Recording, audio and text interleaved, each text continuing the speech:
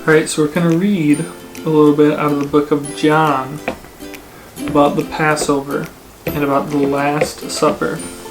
This is about Jesus washing his disciples' feet. It says, "It was just before the Passover feast. Jesus knew that the time had come for him to leave this world and to go to the Father. Having loved his own who were in the world, now he showed them the full extent of his love.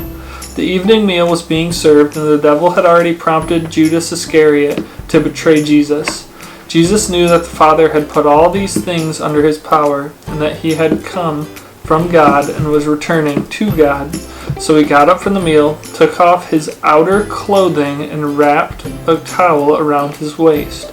After that he poured water into a basin and began to wash his disciples' feet, drying them with the towel that was wrapped around him." So who usually washes someone's feet? A servant. A servant. A servant would? But why didn't a servant wash the disciples' feet here? Because Jesus came. He was a servant of God. He was a servant.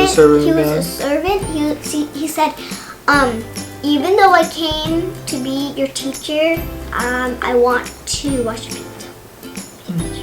So Jesus wanted to be a servant to his disciples? Yeah. Yeah.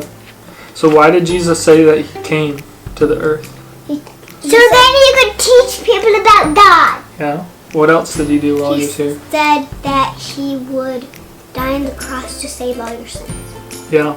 Yeah, what did it say? It said Jesus knew that he had put all these things under his power, and that he had come from God and was returning to God. So he knew that he was going to die and go back to God, right? But not for long. Well, in just a couple days. Today's Thursday.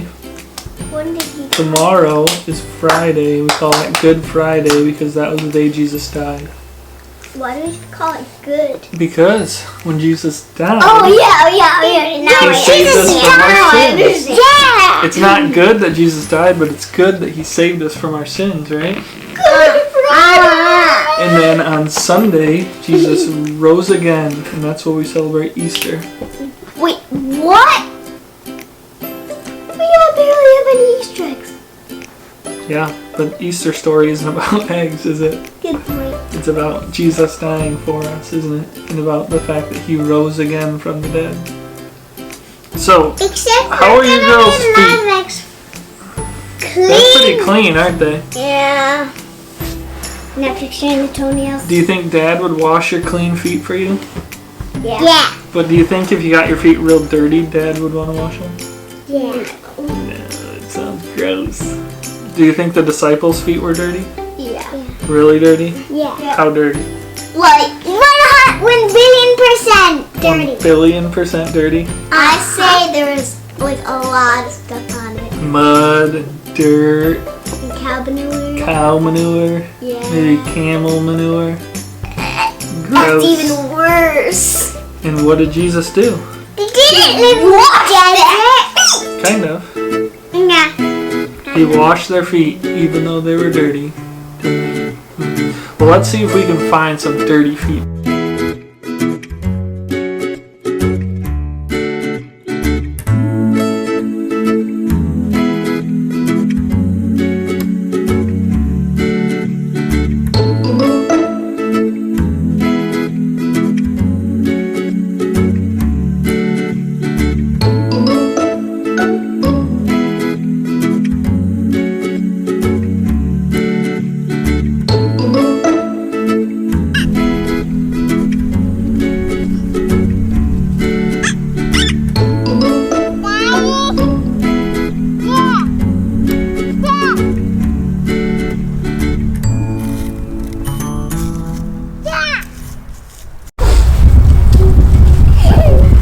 That's more like it. Alright, girls. Now, do you know what it means to wash someone's feet? No? So what Jesus did was symbolize two different things. One was that he was a servant, because when He's someone... a servant of God. Yeah. When someone washes their feet, a servant would be the person who did that job. But there's two parts to it too, because what did Jesus come to do? He came to preach the gospel. He came to preach the gospel, but he ultimately came to die on a cross. And when he did that, he washed us clean. He forgave all of our sins. So when he washed the disciples' feet, that was kind of like example that was going to happen. Yep, he was setting an example of what he was going to do in the future.